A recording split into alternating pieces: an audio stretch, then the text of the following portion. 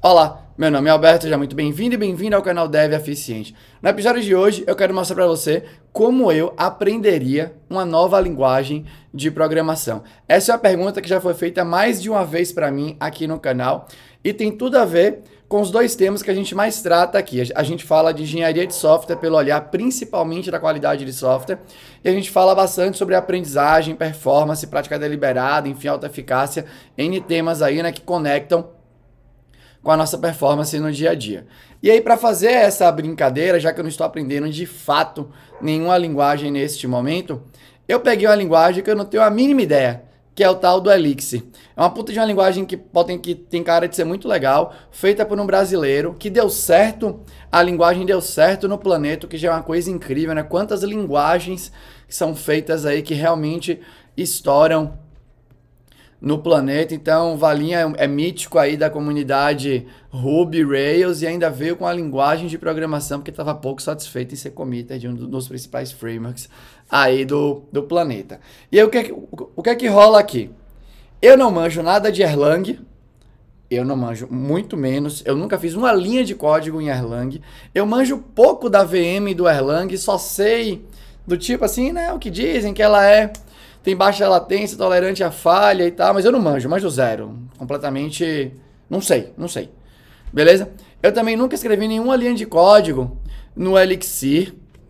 Então aqui eu tô num cenário, se eu fosse aprender esta linguagem, eu tô num cenário que eu não sei nada. Sei nada. Se eu tô num cenário que eu não sei nada, eu não tenho porquê, neste momento, traçar nenhum tipo de objetivo de aprendizagem. Eu não tenho nenhuma expectativa ainda. Eu estou no zero, sem nenhuma capacidade inicial. Eu ainda vou olhar aqui o Erlang e tal, e eu vou fazer um pouco disso com vocês aqui no vídeo, mas eu nem sei com quais linguagens eu posso comparar um pouquinho para ver, né? Não sei como é que vai ser a minha transferência de aprendizado. Então, quando eu tenho que aprender alguma coisa que eu não tenho a mínima ideia de como começar, eu sempre começo por uma fase, né? Não tenho a mínima ideia de como começar, mas começo, né? Eu começo por uma fase de exploração. Eu vou explorar a linguagem simplesmente para ver como que as coisas vão se conectar na minha mente. Eu ainda não tenho nenhuma expectativa de manjar, de nada. Não sei o que eu vou fazer, não sei o que eu posso fazer, não sei de nada. Eu vou explorar. Seria muito diferente se eu quisesse, por exemplo, manjar, por exemplo, mandar bem com Kotlin. Kotlin não, é uma linguagem que eu faço basicamente as mesmas coisas que eu faço com Java, com Scala, não tem muita coisa de diferente. Eu já iria com um objetivo de aprendizagem mais nítido. Mas no Elixir não, eu vou explorar. Depois que eu explorar, aí vou tentar conectar pontos na minha mente. Conversar com pessoas que manjam mais do que eu da linguagem, conversar, né, com pessoas que já construíram sistemas com Elixir, por exemplo. Eu nem sei se pronuncia assim, né? Se eu estiver pronunciando errado, me perdoe. Beleza? Para eu conseguir traçar um primeiro objetivo de aprendizagem. E aí, nesse mundo de exploração, como é que eu posso explorar?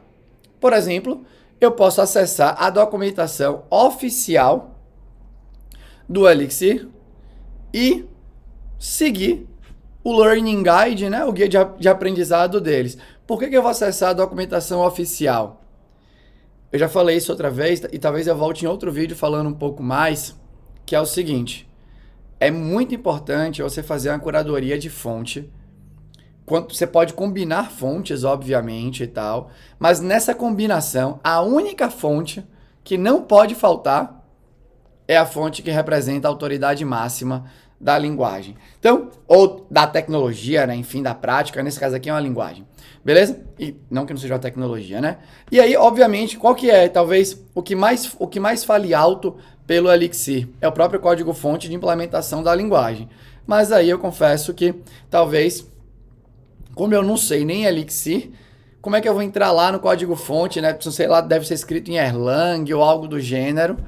E vou conseguir entender alguma coisa, acho que seria muito duro para mim. Então eu vou seguir pela documentação oficial, que é a segunda fonte de maior autoridade da linguagem. Acho que a única coisa que eu sei do Erlang é que quando começou lá atrás, eu ouvi dizer que ela tinha algum tipo de inspiração no Ruby, como linguagem. Então era como se fosse trazer o poder do Ruby para cima da VM do Erlang, mas assim, não sei. Beleza? Uma outra coisa importante, né, antes de eu entrar aqui no vídeo, eu já falei sobre isso também, sobre a ordem de aprendizado. Por exemplo, eu deveria saber Erlang para aprender Elixir? Essa é uma parte muito legal de computação, de desenvolvimento de software, enfim. Você pode empilhar os seus conhecimentos não necessariamente sempre na mesma ordem.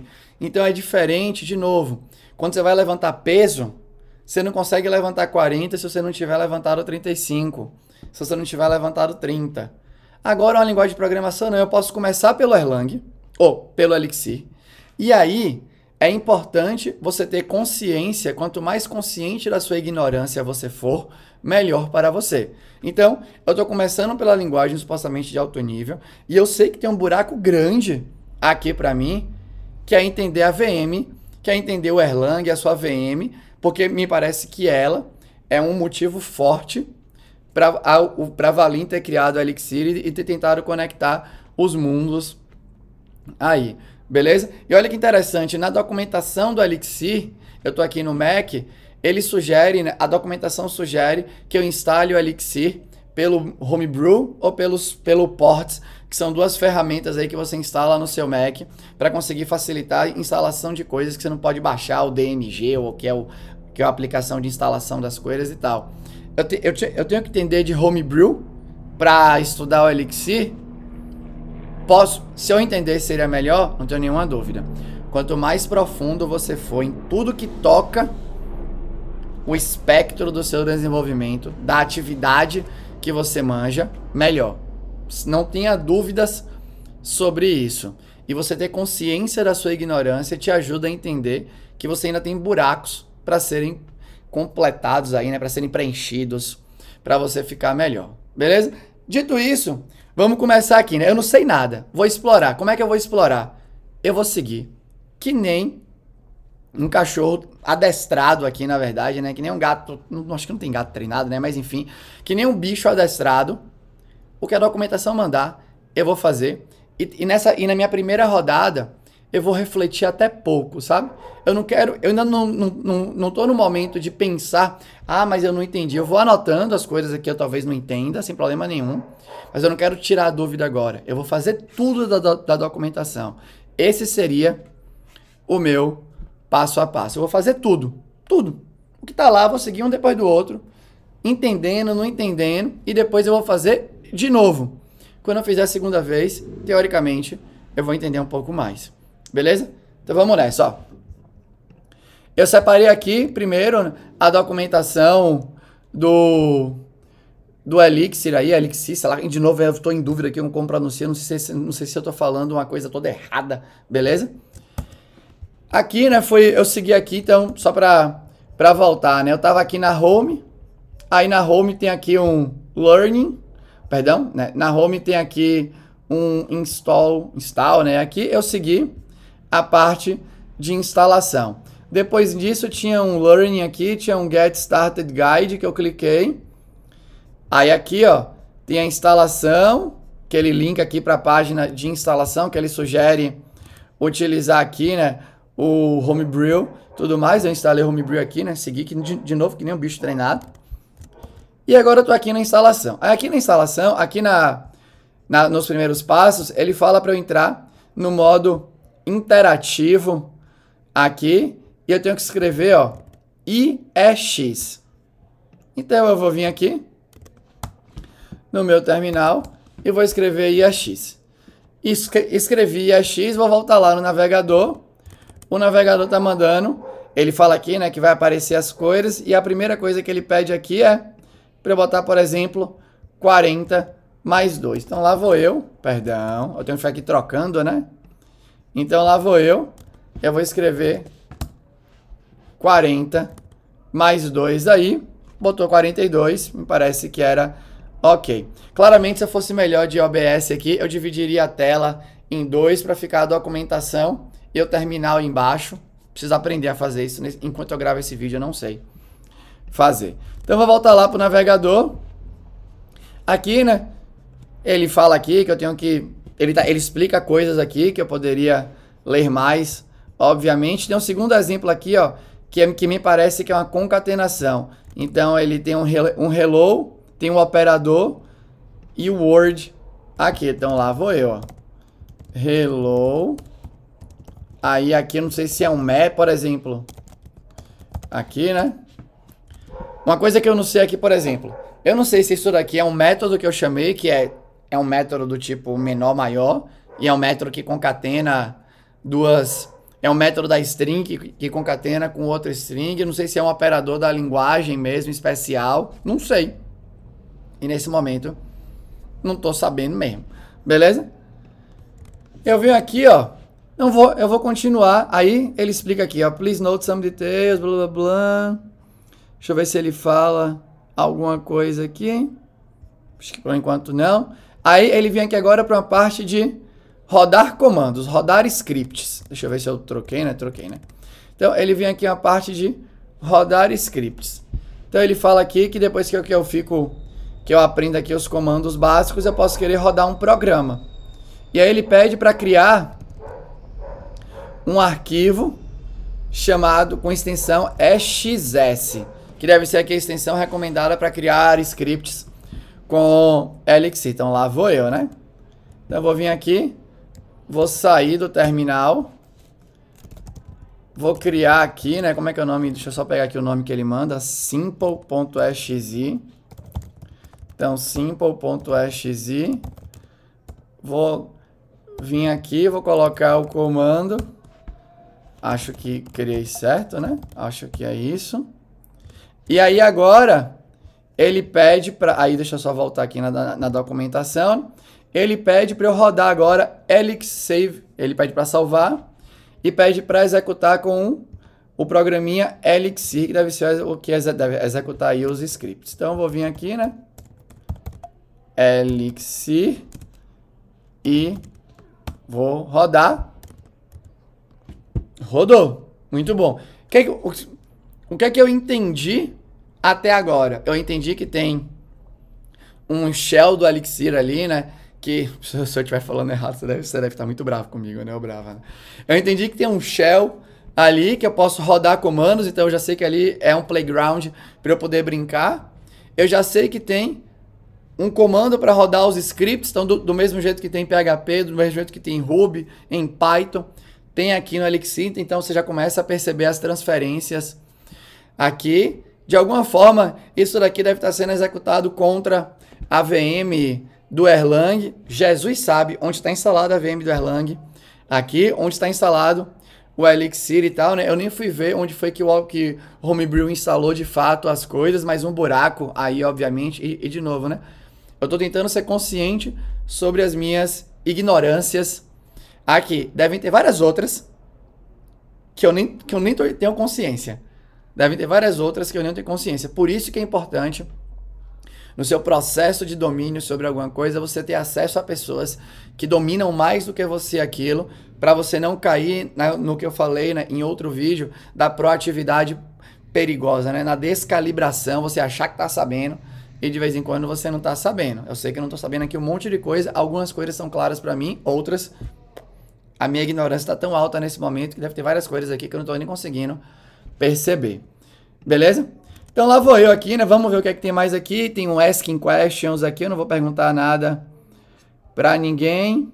Tem um Next. Mandei um Next. Então ele fala aqui, ó, que nesse capítulo eu vou aprender mais sobre o Elixir, tipos básicos aqui. E aí ele fala de alguns tipos básicos que tem. Então lá vou eu voltar. Vou voltar aqui agora para o terminal para exercitar os tipos básicos ali, né? Só para ver o que vai acontecer. Então aqui ele bota aqui que é um inteiro. Eu posso escrever um hex, eu posso, por exemplo, vir aqui, ó, colocar um float, um vírgula aqui, ó, só para brincar aqui, para ver o que vai acontecer. Consigo, sei que tem um truezinho aí, opa, perdão. Sei que tem um truezinho aí da massa. Tem aqui, ó, aqui você vê ele declara isso daqui como um símbolo. É um átomo ou um símbolo. Eu lembro que no Ruby tinha símbolos. Em símbolos, aí agora eu não me lembro exatamente, mas símbolos eram como se fossem strings que ficavam cacheadas dentro da execução ali do seu script em Ruby. Tinha alguma característica especial do symbol que eu não me lembro aqui agora, e eu não sei se tem algum tipo de paralelo com esse symbol que tem também aqui no Elixir, né? Talvez tenha, talvez não tenha e tudo mais. Tem um outro, então, aqui ele aqui, né, demonstra a string. Consigo criar, né, essa notação linda aqui de criação de vetores, né? Então aqui eu criei uma lista e eu também poderia ter criado uma tupla. Então já são coisas que eu gosto. Eu acho que esse tipo de construção é muito benéfica para a linguagem, né? Te dá essa possibilidade. Então você cria arrays com pouco esforço. O array eu não acho que já tá, acho que não faz muita diferença na minha vida, mas a possibilidade de criar uma tupla com a sintaxe suportada pela linguagem, eu consigo ver utilizações disso facilmente ali, né? Principalmente se eu for construir, sei lá, APIs que eu tenho que outputar aí, né? Cuspir coisas que, na verdade, você consegue, provavelmente aqui, sei lá, né? Já vou explorar uma coisa que nem tem na documentação. Eu não sei como é que eu crio um mapa aqui, né? Será que eu posso criar um mapa com um símbolo? Não é assim, né? Não dá pra chutar isso assim.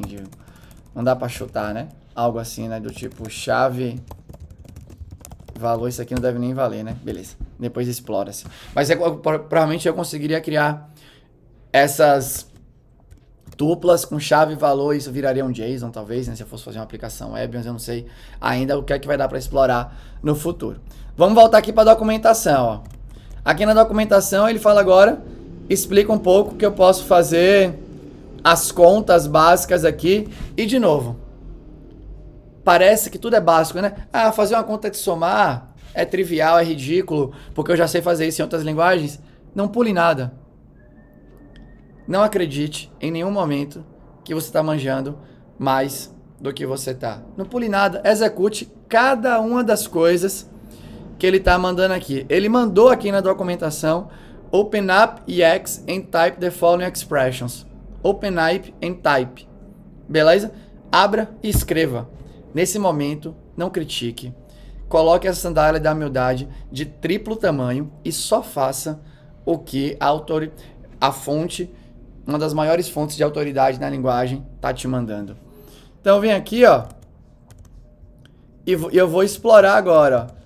Fazer aqui tudo que ele tá mandando. Ele manda aqui fazer uma conta de somar, uma conta de multiplicar, depois ele pede para fazer uma conta de dividir. Aqui tem uma característica aqui, por exemplo, eu fiz 10 dividido por 2 e ele me trouxe 5.0. Então, e essa é uma coisa, né? Aí, quando você vê comportamentos que talvez sejam um pouco diferentes do que você é acostumado a ver nas linguagens que você mais trabalhou, aqui eu vou dar meu chute, né? Quando eu fiz 5 vezes 5, ele só botou 25, ele não botou o ponto zero. Então eu entendi que 5 vezes 5 deu o resultado inteiro. Talvez fosse diferente se eu botasse, por exemplo, 5.0 vezes 5.0, ó. Ou se eu boto um 5.0 vezes 5 aqui. Se eu misturo tipos diferentes aqui, ele pegou o tipo de ponto flutuante. Mas quando eu fiz a conta de dividir, já veio 5.0, então me parece que qualquer conta de dividir vira ponto flutuante aqui, né? Então acho que dá para fazer um teste tipo esse, ó. Por exemplo, se isso aqui fosse no Java, daria 3. 10 dividido por 3. Enquanto que no... Agora, se eu quisesse transformar em operação de ponto flutuante, eu teria que colocar pelo menos um dos lados como ponto flutuante, né? Não sei o quão útil é pensar nisso agora, mas enfim, né? Você vai conectando com o que você de alguma forma já aprendeu em algum momento. Aí aqui, ele vem aqui, ó. Tava escrito aqui embaixo, ó, tá vendo? Por isso que é bom você não supor nada, ó. Ele fala aqui, ó. Note que 10 dividido por 2 retornou um ponto flutuante ao invés do inteiro. Isso é esperado no Elixir. O operador de divisão sempre retorna um float. Se você quiser que o inteiro... Se você quiser que a operação seja feita e retornada inteiro, você pode chamar as funções aqui, ó. Então ele explica isso, então ele vem aqui e eu posso brincar agora, ó, div 10 por 2, por exemplo. Ele também explica que eu posso fazer assim, ó, sem botar o parênteses. E ele também fala que eu posso pegar o resto com a função rem aí. Então aqui de novo, né? Tô explorando, tô bem de boa. Ele explica aqui que o Elixir permite que você drope os parênteses, when invoke named functions with at least. Beleza. Aí ele explica, né, que dá uma sintaxe mais limpa, tudo mais. Ele aqui explica, né, que você pode usar binário, octal e hexadecimal para chegar nos números. Então, dá para brincar de novo aqui, né? Com isso, então eu posso vir aqui no terminal, limpei, ó. E aí você pode ir brincando. Então eu vou pegar aqui algumas opções aqui que ele sugere, né? Bom demais. Aqui ele vai contando o número de operações que eu fiz. Eu posso fazer agora a 20ª. Vamos voltar aqui agora no navegador. Aqui ele explica agora um pouco da sintaxe do float, né? Então ele vem aqui, ó, 1.0, 1.0 elevado aqui a 10, por exemplo. Aí depois ele vem aqui, ó, e tem essas funções de arredondamento e para truncar o número. Então vamos lá explorar um pouco. Então aqui eu tenho uma função que é um round 3, ops, botei vírgula, né? 3.58, tem um trunque aqui, ó, que eu posso explorar. E aí acho que nesse momento aqui já deu para pegar um pouco da ideia. Então como é que eu vou aprender uma linguagem, por exemplo, que eu nunca, o Elixir de novo, né, tenho zero experiência, acho que eu teria que explorar. Se eu tivesse no Kotlin, talvez eu fizesse o mesmo processo, mas um pouco mais rápido, um pouco talvez menos atento, porque eu sei que é uma linguagem que tem muito depara com o que eu já conheço e tudo mais. Mas de novo, não se apresse. Seja consciente da sua ignorância, siga a maior fonte, né? Ou nesse caso aqui, a gente pode até colocar que a documentação é a segunda maior fonte de autoridade, depois do próprio código-fonte ali, da linguagem e tudo mais. Aproveite que tem um Learning Guide de cabo a rabo para você explorar. A minha sugestão é que você siga sem nem refletir direito, assim, no sentido de vai fazendo tudo, não pule nada. Anote as coisas que para você não ficar clara naquele momento e depois faça tudo de novo, já tentando entender um pouco mais, e fique nesse processo e repita um pouco esse processo até tudo ficar mais claro com você. Você vai perceber que quando você fizer isso algumas 2 vezes no mínimo ou mais, as coisas começam a se conectar um tiquinho mais e aí você começa a ver um caminho para chegar, para se sentir pronto para definir um objetivo ali do seu aprendizado. Qual capacidade você quer destravar em você? O que você quer ser capaz de fazer com esse aprendizado aí? Nesse momento eu ainda não sei. Talvez no futuro eu quisesse, por exemplo, implementar um gateway aí, um sistema financeiro, por exemplo, porque tem esse nosso de baixa latência e tudo mais, e eu vejo que é um dos casos, pelo menos da indústria aí de aplicação do Elixir. Então é assim que eu faria normalmente, né? E fiquei até pensando se não vale aqui, a depender do que vocês achem também aí, obviamente, se não vale uma série no canal. Imagina eu aprendendo aqui o Elixir, aonde é que eu ia sair com isso? Nesse momento eu não tenho ainda nenhuma expectativa. Beleza? Mas bom, era isso que eu queria mostrar aqui pra você, né? Um pouco desse processo inicial de como eu aprenderia uma nova linguagem, ainda mais uma que eu tenho zero domínio, zero entendimento das possibilidades de uso e tudo mais. Também para de alguma forma, espero que isso acalme um pouco o seu coração no sentido de, será que eu tenho que aprender Erlang, VM do Erlang, só depois ir aprender o Elixir? De novo, não. performance, tem uma constraint tem algumas constraints que você pode considerar que são importantes para a mensuração da sua performance. Uma das constraints é o contexto de aplicação, outra é o tipo de atividade. Pode dizer, quando eu falo tipo de aplicação, é o contexto ali que você vai enfrentar. Pode ser que para o tipo de atividade que você vai desenvolver, ou seja, o contexto, mas a tarefa em si, você ter consciência da sua ignorância na VM do Erlang, mas conseguir usar o Elixir e, por exemplo, um framework construído em cima do Elixir seria suficiente para você entregar o que precisa dentro dos parâmetros de qualidade que foram impostos para o seu trabalho, beleza? Então, tudo vai depender. Quer dizer que você não precisa aprender? Não precisa dominar todo o espectro? Lógico que não, mas você pode ir conectando esses conhecimentos em N momentos diferentes da sua trajetória de utilização da linguagem e do ecossistema. Tá bom? Era isso que eu queria trazer para você hoje. Se você gostou, deixa um comentário aqui. Se você não gostou, deixa aqui também, eu vou ter o maior prazer em responder. Era isso. Tchau.